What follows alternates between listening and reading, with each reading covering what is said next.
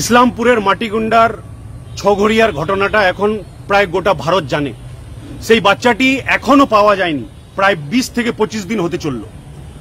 Paschimbanga police এবং তৃণমূলের নেতারা বড় বড় কথা বললে এখনো বাচ্চাটিকে উদ্ধার করতে পারেনি। আমি প্রথমে আপনাকে এই পেপার কাটিংটা দেখিয়ে রাখি। গণশক্তি পত্রিকার 2 নম্বর পৃষ্ঠা। 20 দিন পরও খোঁজ নেই সেই কিশোরের, রবীন্দ্রনগর থানায় সিপিআইএম এর ডেপুটেশন। আমাদের পার্টির তরফ থেকে রবীন্দ্রনগর থানায় ডেপুটেশন দেওয়া হয়েছে। আমি কয়েকটা ইনফরমেশন আপনাদের দিয়ে রাখি। এই যে ওই পরিবার, শামসাদের পরিবার সেই বাচ্চাটির খোঁজ নেওয়ার জন্য রবীন্দ্রনগর থানা মহেশতলা গেছে। সেখানে গিয়ে তাদের সঙ্গে আমার প্রতিনিয়ত কথা হচ্ছে। আমাদের পার্টি তাদের সঙ্গে প্রতিনিয়ত যোগাযোগ করছে এবং ব্যক্তিগতভাবে আমারও কথা হয়। যেটা জানতে পারলাম যে সেখানকার আইসি তাদের কোনো সহযোগিতা করা তো দূরের কথা, তাদের সঙ্গে সঠিক সময়ে দেখা করা তো দূরের কথা, তাদের নাকি হুমকি দিচ্ছে যে তোমাদের সবাইকে এখান থেকে ভাগো, না হলে সবাইকে মামলা দিয়ে জেলে ঢুকিয়ে দেব। তোমরা এত কম বয়সী 13-14 বছরের বাচ্চাকে কেন কাজিয়ে পাঠিয়েছিলে? উল্টা শামসাদের পরিবারকে, নিখোঁজ সেই ছেলেটির পরিবারকে সেখানকার নির্লজ্জ আইসি হুমকি দিচ্ছে।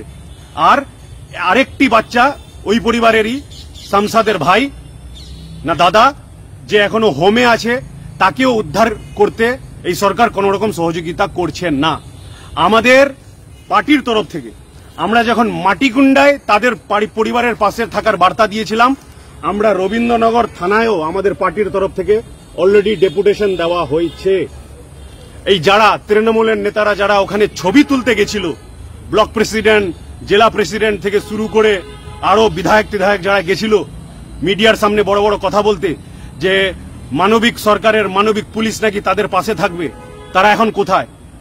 আজ 23-24 দিন হয়ে গেল বাচ্চাটি উদ্ধার হয়নি, উল্টা তাদের পরিবারের উপর সেখানকার পুলিশ অত্যাচার চালাচ্ছে।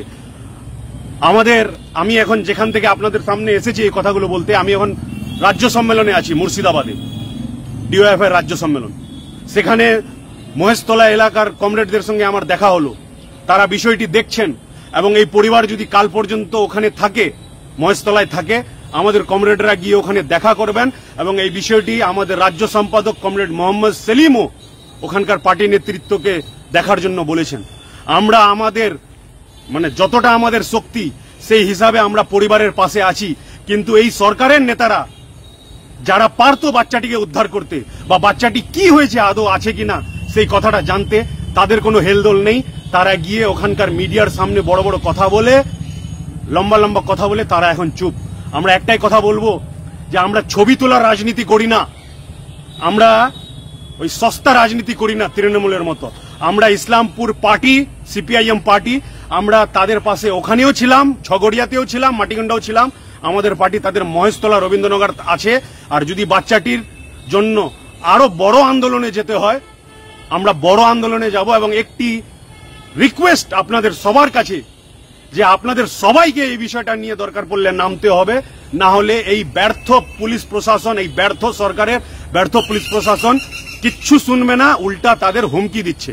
আমাদের সকলকে এই শামসাদের জন্য রাস্তায় নামতে হবে, এটুকুই আপনাদের বল।